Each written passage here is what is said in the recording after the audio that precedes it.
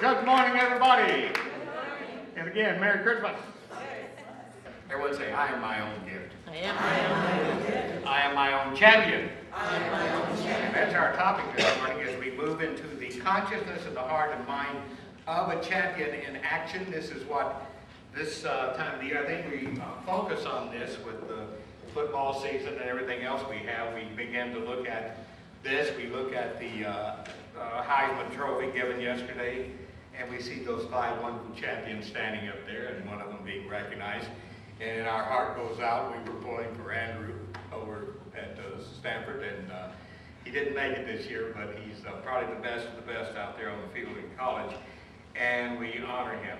And if you look at him and you hear his talk, you begin to see that his entire life was focused on, I am a winner. I am a winner. Whether my team, it doesn't matter what the scoreboard says, I'm a winner. Everybody say, I'm a winner. I'm a winner. I'm moving forward as a winner.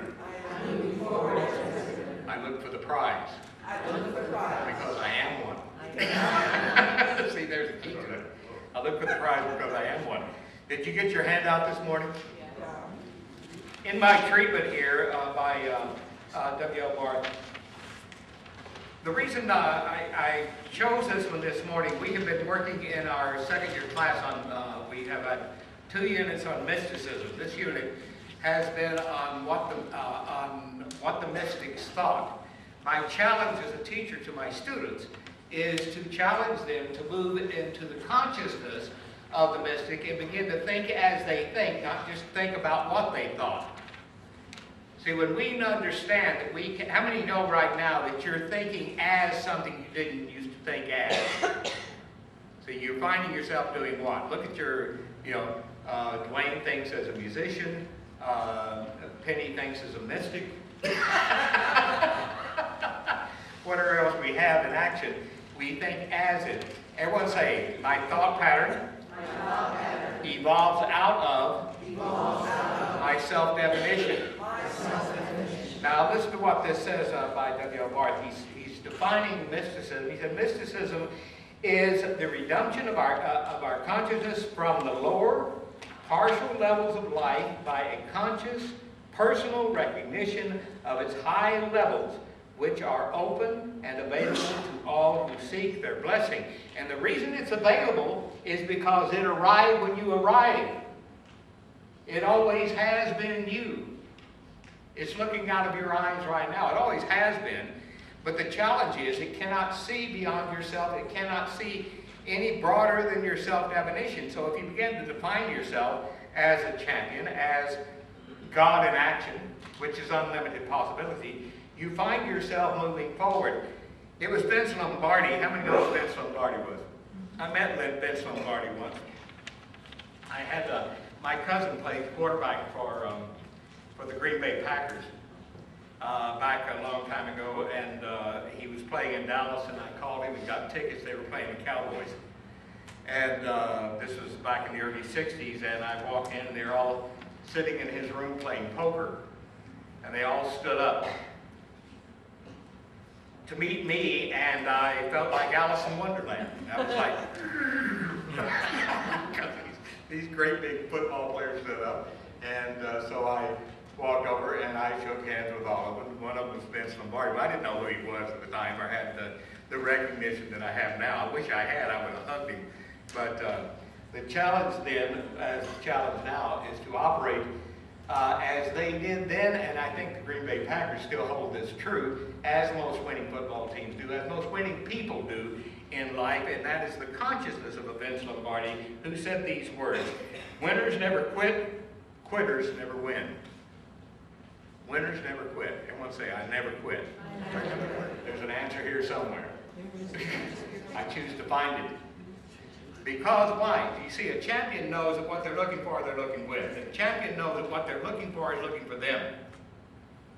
I had someone call me from Southern California for treatment the other day and said, Dr. J, I finally gave up and gave you a call. I said, well, good, let's have a treatment. And we did. And they said, I've been looking for work for over 3 months now, and blah, blah, blah, blah, blah. And they gave me the story. And so we got ourselves centered in the now, facing forward, and we began to affirm. We hung up, and the next day they called and said, guess what? Guess what? Good or better. Here it is. Want. Everything taken care of. Now, what happened as a result of that was not only did they get this, but somebody left to go to the East Coast and they got promoted within a week in the new job they had. They got promoted within a week. Everyone say, I choose promotion. I choose promotion. Now your promotion by way of understanding does what? It operates through you as you, without any hesitation. Our challenge as especially religious science teachers or metaphysical teachers is to study the great, the good, the wise where we can find it. To study the clear thinkers where we can find it. And you discover sometimes that the clear thinkers had negative definition around them. Why? Because their clear thinking was trying to jar the status quo into a higher level of understanding. It was Malcolm X who said, if you don't stand for something, you'll fall for anything. If you don't stand for something, you'll fall for anything. And this is why we find ourselves over and over again receiving what we're looking for, and we begin to understand if we're looking for something better, better shows up. If we're looking for happier, happier shows up. If we're looking for the beautiful shows up. And we cannot look, I won't say I cannot look for it in a true way unless I know I am what I'm looking for. See, that's what you need to understand. It's not something other than what you are. You don't need to get to it. I think one of the great words we use in metaphysics is unfolding. My first meditation album was Love doing what? Unfolding. Okay. How many have some unfolding you'd like to do with this Christmas season?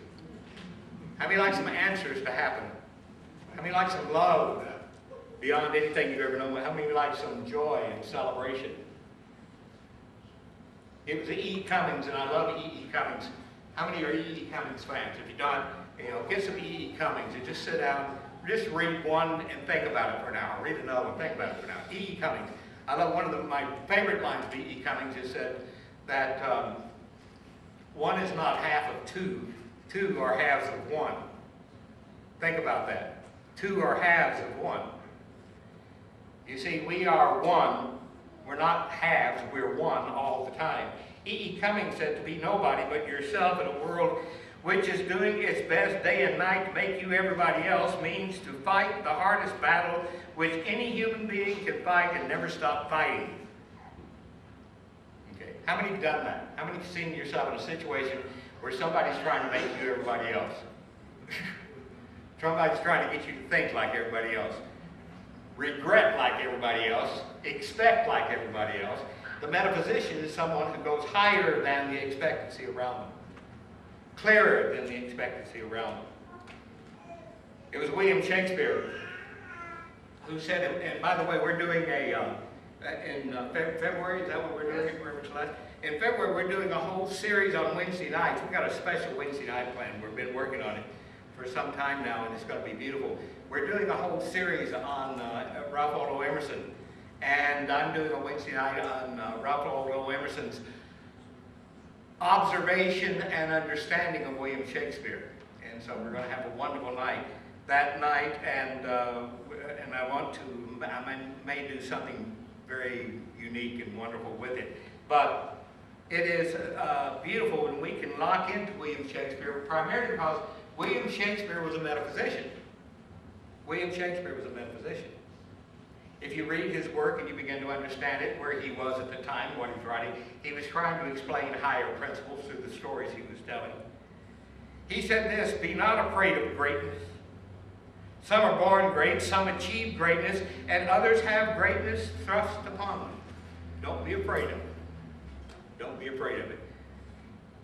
Maybe this is a gift you can give yourself this morning for this Christmas season. Everyone say, I give myself the gift of recognizing the greatness within me and giving it to my world, giving it to my family, starting with myself. See, that's where it starts. Let it move through you. Let it move through you as you. Look at the treatment I gave you. Everyone say with me, and let's affirm it together. This is the first paragraph. The one life of God is everywhere at once. It's in your handout. Say it with me. The one life of God is everywhere at once. It is everything I am. as a divine creation, the experience of love and greater good unfolding is my natural activity. I now lift my conscious attention to a higher level of truth. Okay? Now what you're doing is, you're not trying to get from not truth to truth. You're in truth now. What you want is a higher level of it. A higher level of it. Think of some expertise you have and understand that at one time you did not have the high level of it you have now. And the same thing is true of metaphysics. The same thing is true of religious science. We are constantly, as science does, unfolding in a beautiful way. How many are watch Family Guy? Any of them? Just the three of us. I'm a Family Guy fan. I love Family Guy. I love that kid. That's good. I wish he was here to go in our youth group.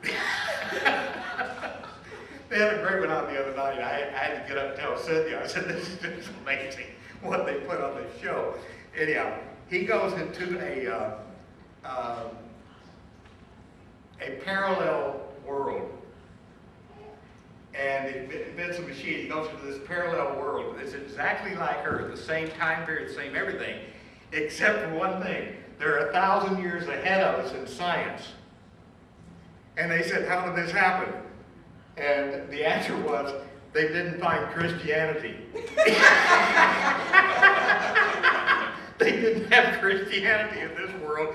So what happened? They advanced 1,000 years beyond where we are.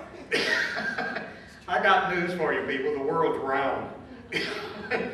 And the God that you're looking for is not up in the sky somewhere. It's within you. The power is within you. The love is within you. And the birth of the Christ is the birth of the awareness of that. And then giving it to the world. Because I got news for you. How many know the world needs more love right now? It needs more positive expectancy right now.